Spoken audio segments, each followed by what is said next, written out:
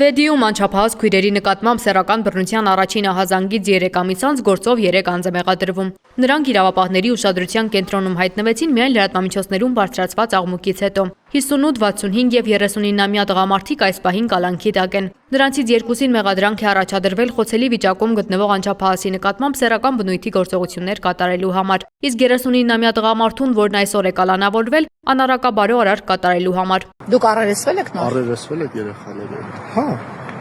Դուք իրեն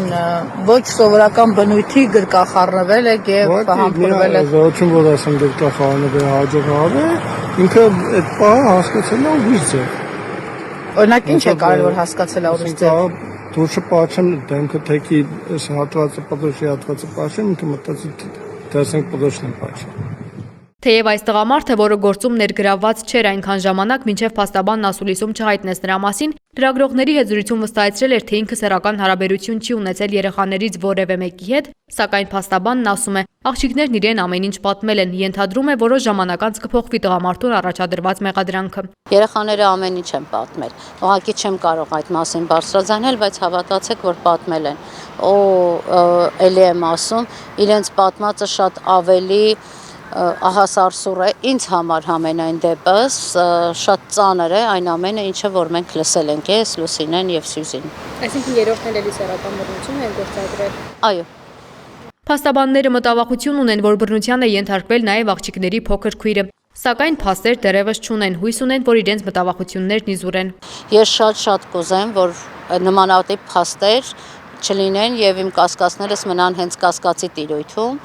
բայց եթե Աստված էլի եմ ասում մի արածցե ունեցանք դա նույնպես կտրամադրենք քննչական մարմնին եւ հետեւողական ենք լինելու։ 15-ամյա աղջկա նկատմամբ սեռական բռնության մասին ահազանգը փետրվարին է ստացվել։ Քրեական վարույթ է նախաձեռնվել, ձերբակալված կասկածյալները սակայն ազատ են արձակվել։ Օգտվելով առիթից, որ անպատիժ են մնացել, նրանք շարունակել են բռնություն գործադրել ոչ միայն 15-ամյա աղջկա, այլև նրա 17-ամյա քրոջ նկատմամբ։ Ինչու են հանցագործներն ազատության մեջ մնացել եւ որ մարմնի անգործության հետևանքն է, որ հասարսուր այս դեպքը կրկնվել է։ Տուժածների հորեղբայրն էլ արդար քննության հույս չունենալով փորձել է վրեժխնդիր լինել մանկապիղծներից ու դանակահարել նրանցից մեկին։ Ներքին գործերի նախարարն օրինակ պնդում է, իրենցից հասնող ամեն ինչ արել են, ակնարկում է քննչական կոմիտեն պիտի խափանման միջոց որոշելու համար միջնորդություններ կայացներ։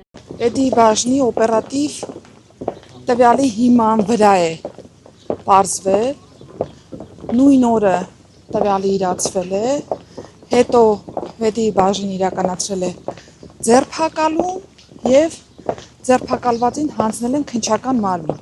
Քննչական կոմիտեն էլ իր հերթին աղջիկների առողջական խնդիրներին է հղում, պնդում իրարամերժ հակասական ցուցմունքներ են տվել, հրաժարվել դատաբժշկական փորձաքննությունից։ Մինչդեռ քննչական կոմիտեի ձեռքի տակ եղել են ոչ միայն աղջիկների, ինչպես իրենք են պնդում հակասական ցուցմունքները, այլև դպրոցի մոտ տեղադրված տեսախցիկների տեսագրությունը, ձայնային հաղորդագրությունները, որ նրանցից մեկն ուղարկել է անչափահաս աղջկան, ավելին ամենայն հավանականությամբ դպրոցի հավաքարարի ցուցմունքը, որը ականատես է եղել բռնության կիրառմանը։ Իսկ գլխավոր դատախազը պարզվում է լրատվամիջոցներում բարձրացված աղմուկից հետո է միայն տեղեկացել դեպքի մասին։ Հիմա պնդում է վարույթը դատախազության ուշադրության կենտրոնում է։ Ոչ օպերատիվ բլոկ կար, ոչ քննչական գործողություններ կար։ Օպերատիվ բլոկը թող պարզեր այդ ամեն ինչը։ Քննչական գործողությունների արդյունքում թող պարզեն, երեխեքը ճիշտ են ասում, թե սխալ են ասում։ Այդ մարդիկ այդ ամեն ինչը արել են, թե չեն արել։ Այդ բա հետո ո՞նց եղավ, մենք գնացինք ցուցմունք տվեցինք, կարողացանք բերենք, մենք կարողացանք այդ ամեն ինչը պարզաբանել կամ պարզել։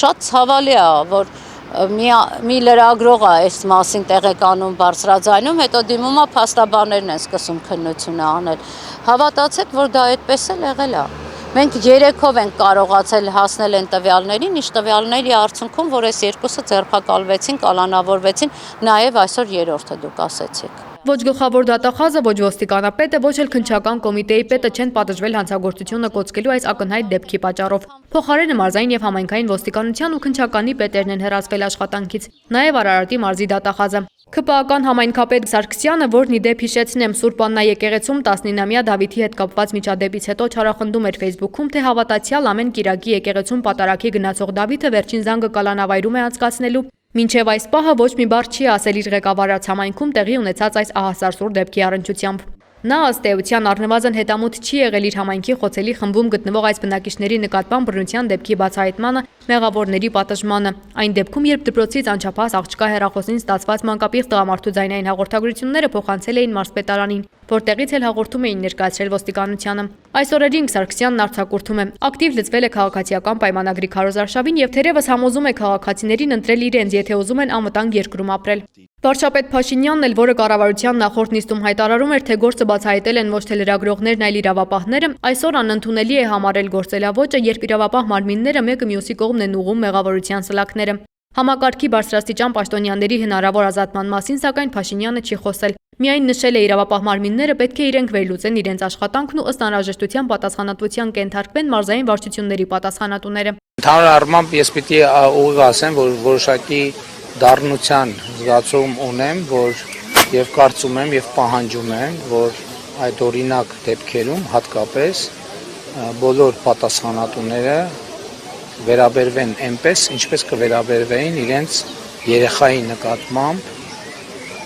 հնարավոր պոտենցիալ տեղի ունեցած դեպքի։ Սա ընդհանրապես որպես գործելակարգ բոլոր դեպքերի համար։ Իրավապահ մարմինները իրենք պետք է վերլուծեն աշխատանքը եւ նրանք, ովքեր թերացել են իրենց աշխատանքներում, մարզային կառույցներում, պետք է համապատասխան հետևանքներ լինի, ընդ որում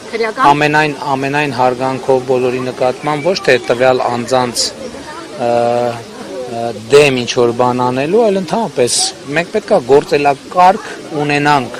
որ նաև մեզնից յուրաքանչյուրը մարզային պատասխանատուները պետք է նաև անձնական պատասխանատվություն կրեն կոնկրետ քրեածին իրավիճակի ինֆորմացիայի տիրապետման եւ process-ներ կան, որոնցից ասենք մի մասը հրապարակային է լինում, մի մասը հրապարակային չի լինում, բայց դա ես դրել եմ որպես սկզբունք։ Մինչ իրավապահներն իրար վրա են գցում, թե ով է պատասխանատու մի քանի խեղված ճակատագրերի համար, անչափահաս աղջիկները հոգեբանական ծանր վիճակում են։ Երեխաները մի փոքր ավելի ոնց որ հանգիստ էին, երբ որ մենք ասեցինք այդ երկուսի մասով, երրորդի մասով էլ արդեն տեղեկացան, մի փոքր ավելի հանգիստ են երեխեքը հիմա իրենց զգում, բայց երեխաները այնքան խորը ստրես են տարել,